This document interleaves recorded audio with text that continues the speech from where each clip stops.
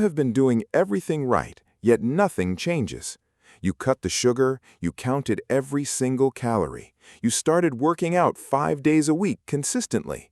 You even stopped eating anything after 8 at night, and still that stubborn belly fat refuses to leave. What if the problem was never your diet at all? What if the real enemy wakes up before you do? It spikes the moment your eyes open every morning. It is called cortisol, and it is running your life. Today, you will learn how an entire culture defeated it. The Japanese found a way to calm this hormone, not with pills, not with fasting, not with suffering. With 5 quiet habits practiced before the sun fully rises. Let me explain why your body is fighting itself. Scientists call this spike the cortisol awakening response, or CAR.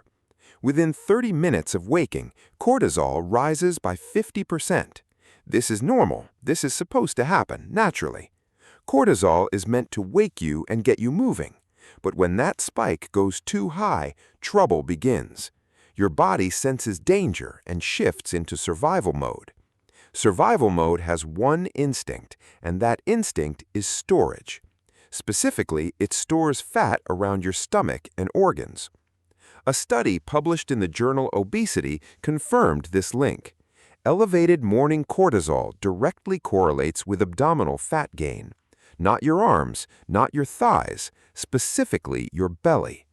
Your body believes it must protect your organs from harm, so it wraps them in fat, like emergency padding. No number of crunches can undo a hormonal imbalance. You cannot out-train a stress response with sit-ups alone. This is where an ancient culture quietly solved the puzzle. Japan has some of the lowest obesity rates worldwide. It is not a secret diet or forbidden food group. It is something far simpler and far more available. It is how they treat the first hour of morning. Before phones, before breakfast, before stress enters the room.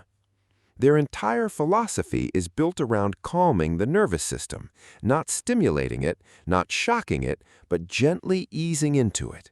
There are 5 steps, and each one has a name. Let us walk through them slowly, one at a time. Step 1 is called asano mizu, or morning water. Most people wake up and immediately reach for coffee. This single habit may be sabotaging your entire morning. After 7 or 8 hours of sleep, your body is dehydrated. Your cells are running on empty, quietly starved for fluid. Hitting a dehydrated body with caffeine adds fuel to fire. Dr. Andrew Huberman, a neuroscientist at Stanford, has said this often. He explains that hydration should always come before stimulation. So, instead of coffee, the Japanese reach for warm water. Not cold water, specifically warm, almost like a gentle hug. They add a small pinch of natural sea salt, then a squeeze of fresh lemon juice completes the ritual. That is the entire recipe, nothing complicated, nothing expensive. The warm water gently activates your sluggish digestive system. The sea salt restores minerals lost overnight through sleep. Sodium and magnesium are both replenished with this small habit. Magnesium especially acts as a natural cortisol regulator inside you. The lemon delivers vitamin C, which studies link to lower cortisol. Researchers at the University of Alabama tested this exact theory. 500 milligrams of vitamin C reduced stress-related cortisol spikes. 1 glass, 2 minutes, and your body receives a message. The message is simple. We are safe, we are calm. There is no need to store fat today. None at all. Step 2 is called asano no sanpo, or morning sunlight. This sounds almost too simple to actually matter, but it does. Within your first 30 minutes awake, step outside immediately. Not through a window, not through a phone screen, outside. Real sunlight needs to physically reach your open eyes.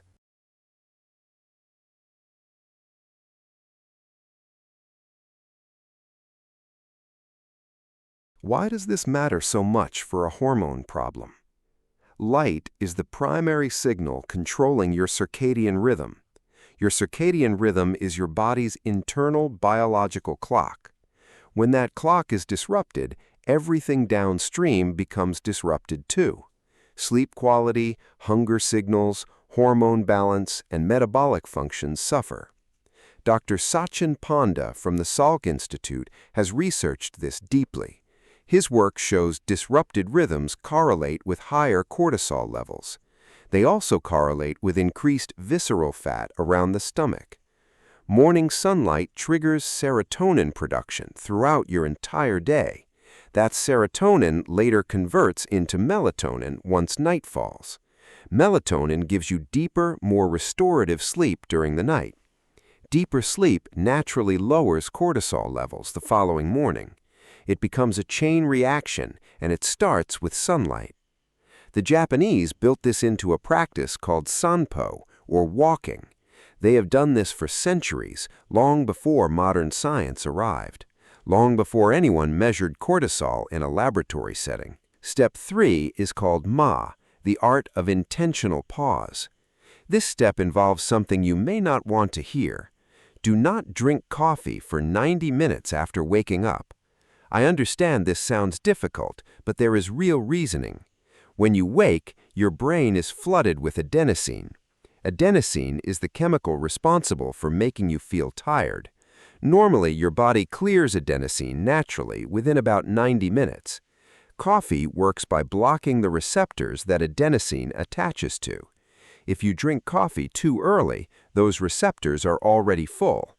The adenosine does not disappear, it simply waits patiently.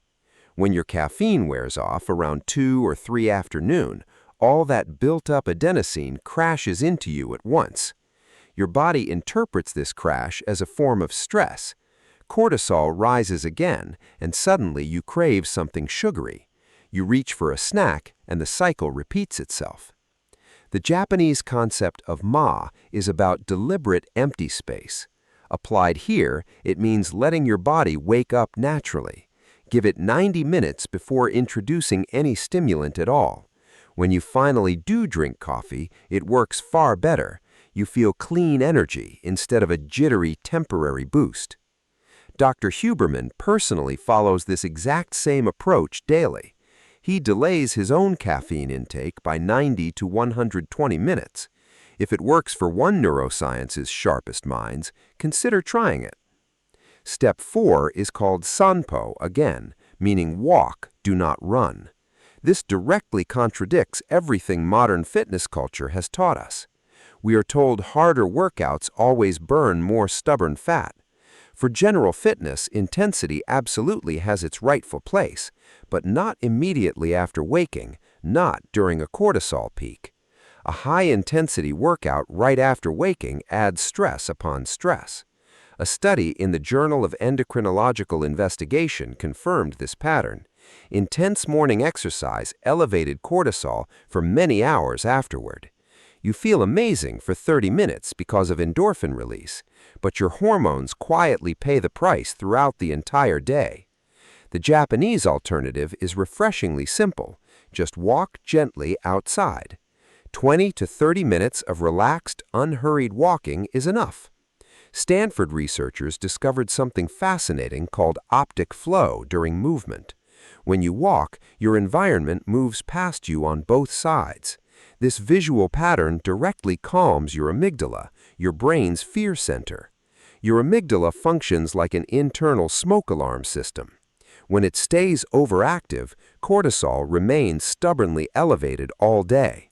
Walking literally turns the volume down on that alarm. Not running, not cycling indoors, not staring blankly at a wall. Walking outside, where the world visibly moves past you, matters. The Japanese have understood this intuitively for countless generations. To them, walking is not exercise, it is quiet medicine. Step 5 is called seijaku, meaning silence and complete stillness. This may be the most important step and the hardest. For your first 30 minutes awake, do not touch your phone. Do not check messages. Do not scroll headlines. Do not open apps. The moment you look at a screen, your brain floods instantly. Notifications, images, and headlines each trigger tiny dopamine and cortisol spikes. Your nervous system shifts from restful mode into reactive mode instantly. Dr. Anna Lemke from Stanford explains this pattern in her research. She wrote extensively about dopamine baselines rising from early stimulation. An early dopamine hit raises your baseline for the entire day. That means you need more stimulation just to feel normal. More stimulation eventually means more stress and more stored fat. Seijaku means stillness, silence, and a kind of quiet tranquility. The first 30 minutes of your day should belong only to you. Drink your water, step outside, breathe slowly, and walk gently. Let your nervous system boot up gradually instead of violently. Think of your brain like a computer starting up slowly. You would never open 50 tabs before the system finishes loading, yet checking your phone at 6 in the morning does exactly that. Let us bring every single piece of this together now. 5 steps, each simple, each free, each backed by real science. Warm water first thing, not coffee, not stimulation, just hydration. Sunlight within your first 30 minutes, no exceptions, no excuses. Delay your caffeine by 90 minutes to avoid the afternoon crash. Walk gently instead of forcing intense exercise during your cortisol peak. And protect your first 30 minutes from phones and screens entirely. None of these steps require money, equipment, or a gym membership. They simply require you to rethink your very first waking hour. Because that stubborn belly fat was never truly about willpower. It was always about hormones, and hormones respond to habits. Small, quiet, consistent habits practiced every single morning without fail. The Japanese figured this out long before modern labs existed. Now you understand exactly why and exactly how it works.